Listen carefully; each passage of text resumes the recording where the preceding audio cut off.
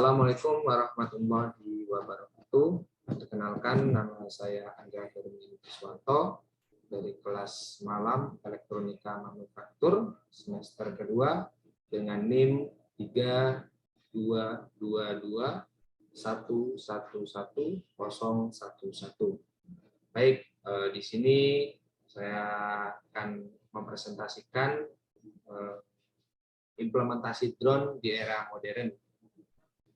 Baik, yang pertama adalah daftar isi dari presentasi saya. Yang pertama adalah pengertian drone tersebut, dan yang kedua adalah sejarah drone, dan yang ketiga adalah kerja drone, yang keempat adalah jenis drone, dan yang terakhir adalah implementasi di keseharian kita atau di kehidupan.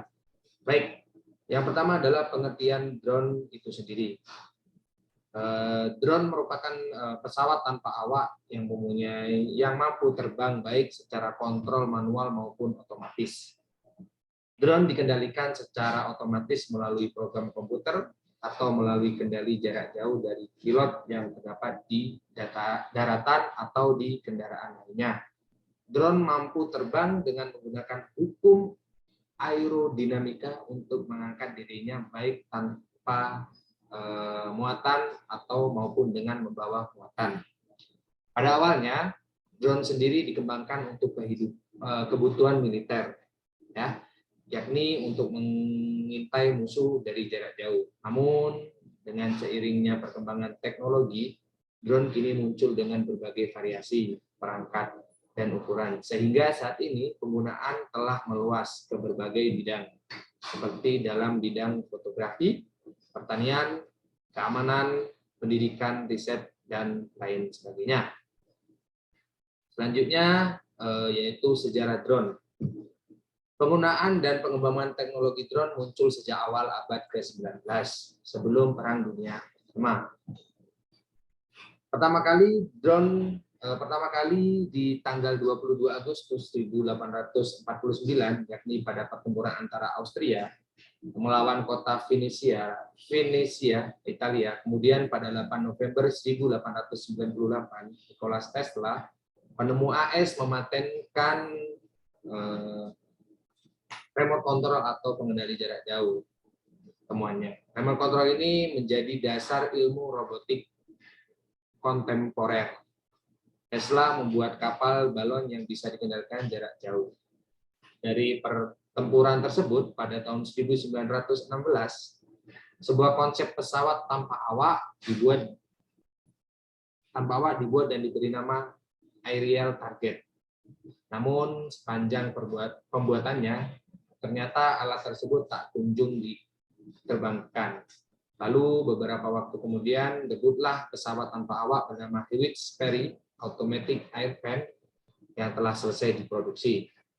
Teknologi tersebut pun sudah mengusung konsep UAV dan dapat dikontrol dari jarak jauh. Penggunaannya pun untuk meluncurkan torpedo udara atau rudal jelajah. Dan pada saat itu, pesawat tanpa awak tersebut dikendalikan menggunakan giroskop. Sejarah kiprah Hewitt Sperry Automatic Airplane, militer Angkatan Darat Amerika pun mencoba mengambil alih perkembangan pada tahun 1917. Pesawat tersebut akhirnya dikembangkan sebagai mesin torpedo udara milik militer negeri Pakistan itu. Dan pada tahun 1918, debut lanjutan pesawat tanpa awak tersebut melahirkan generasi selanjutnya yang diberi nama Hugh Catherine. Setelah itu, pesawat tanpa awak tersebut digunakan untuk peperangan pada era Perang Dunia I. Perkembangannya pun lambat laun bukan hanya dikembangkan oleh Amerika saja, melainkan juga oleh negara lainnya seperti Inggris yang mempunyai drone dengan nama Fair Queen. Dan juga kemudian pada tahun 1935 bersamaan dengan lahirnya generasi pesawat tanpa awak bernama DH-82B Queen B, hasil pengembangan Inggris pun menjadi awal mula munculnya sebutan drone. Jadi drone tersebut disebut dengan drone itu pada generasi drone yang dibuat oleh Inggris tersebut. Di Indonesia sendiri, teknologi drone ini sudah dikenal pada tahun 2022 yang ternyata tidak dapat berkembang sesuai yang diharapkan. Karena itu dibentuklah tim asosiasi yang terdiri dari PT Dirgantara Indonesia, Lembaga Elektronik Nasional, BPPT, dan LAPAN yang memiliki tugas dan fungsi untuk mengembangkan pesawat tanpa awak. Beberapa universitas seperti UGM, ITB, dan ITS juga turut melakukan pengembangan pesawat tanpa awak ini. Baik, selanjutnya adalah cara kerja drone. Oke, ini adalah diagram atau bentuk konsep dari drone tersebut. Jadi drone 4 motor quadcopter ini merupakan role model drone secara umumnya. Dalam dunia drone, kerangka atau frame atau bisa juga diistilahkan dengan rig adalah komponen utamanya. Khususnya quadcopter, drone 4 motor punya desain seperti huruf X atau plus. Pada ujungnya kerangka ini menentukan kemana arah muka pengendalinya. Flight controller menghadap drone tersebut. Adapun ukuran drone tersebut bervariasi, tapi yang cukup kecil yaitu di ukuran 450 yang kita sebut tadi quadcopter, dan di atasnya adalah octa-core. Jadi penggunaan drone tersendiri banyak dipakai di octa-core tersebut, quadcopter. Baik, cara kerja drone sendiri juga dilengkapi dengan GPS ya, untuk memastikan drone tersebut aman ya, dan cara kerjanya juga bisa kita pantau melalui media yang mungkin kita pakai.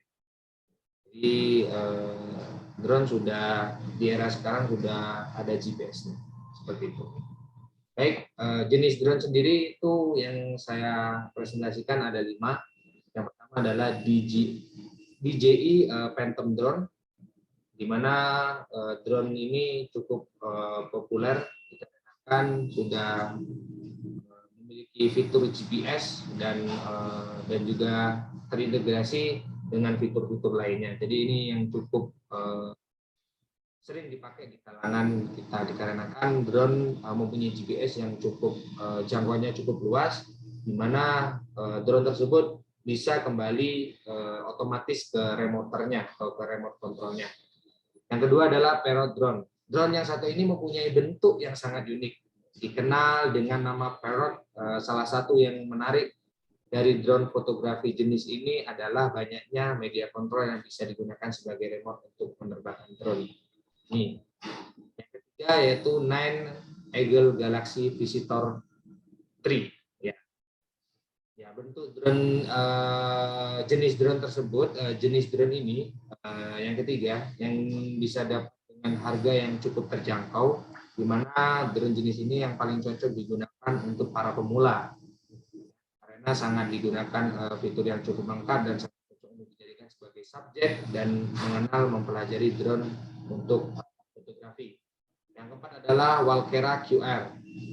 Jenis drone yang satu ini juga menjadi salah satu paling banyak digunakan oleh pecinta aerial photography dikarenakan fiturnya yang keren dan selalu update. Salah satu lainnya yang dimanfaatkan pada Walkera QR adalah GPS ya, sama dengan tadi DJI Phantom.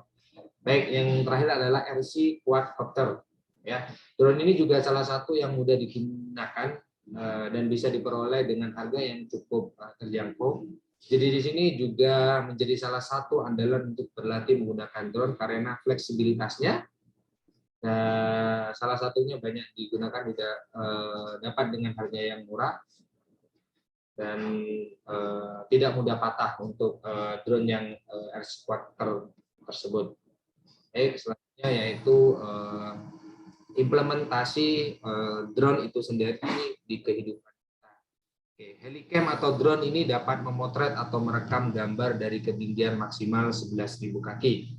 Karena alat memang bisa terbang, prinsip alat sederhana drone ini cukup spesial karena biasanya dilengkapi dengan kamera. Ya. Karena kamera dengan drone kita bisa memotret atau mengambil gambar yang mungkin areanya tidak bisa kita jangkau dengan menggunakan kamera biasa. Makanya dengan adanya drone cukup membantu para fotografi untuk mengambil sebuah objek gambar yang diinginkan, ya. Dan yang saya ketahui juga di Indonesia perkembangan drone cukup pesat ya untuk sekarang. Kalau tidak salah tahun 2021 kemarin sebuah perusahaan di Jakarta itu Prestige yang dipimpin oleh Pak Rudi Salim, dia mendatangkan sebuah drone yang bisa membawa manusia yang hanya bisa muat 2 orang dengan drone yang dinamakan dengan Ehang. Drone tersebut bisa dipakai atau mengangkut manusia dari area A ke area B. Misal dari kita percontohkan dari area Batam Center bisa mengangkut ke Batu Haji. Tapi untuk Ehang sendiri ini belum bisa diimplementasikan di Indonesia karena beberapa regulasi yang perlu disiapkan, karena ini mengingat juga berhubungan dengan udara, jadi takut mengganggu pesawat yang akan melintas. Makanya untuk Ehang tersendiri masih belum bisa diimplementasikan di Indonesia, tapi Pak Rudi Salim yang mempunyai Prestige itu sudah mendatangkan drone tersebut. Jadi memang untuk drone itu sendiri memang sangat luar biasa perkembangannya, tidak hanya bisa membuat fotografi atau mengambil kamera, mengambil video, dan juga sekarang udah bisa membawa orang dari satu tempat ke tempat lain dengan kurang lebih dengan simple. Karena kan kalau pesawat kan memang perlu persiapan, harus pilot atau apa. Kalau Ehang ini, drone ini cukup ringkas untuk dipakai karena memang bentuknya sendiri atau drone itu sendiri tidak cukup besar, jadi memang area yang dipakai tidak terlalu besar. Jadi mungkin itu aja presentasi mengenai implementasi drone di era modern dan di kehidupan kita sehari-hari. Semoga presentasi kali ini bisa memberikan gambaran tentang perkembangan drone itu sendiri. Baik, mungkin itu aja yang bisa saya sampaikan atau presentasikan pada waktu ini. Mungkin di lain kesempatan mungkin saya akan coba mempresentasikan hal-hal yang lain dengan kondisi era modern saat ini. Mungkin sekian dari saya. Wassalamualaikum warahmatullahi wabarakatuh.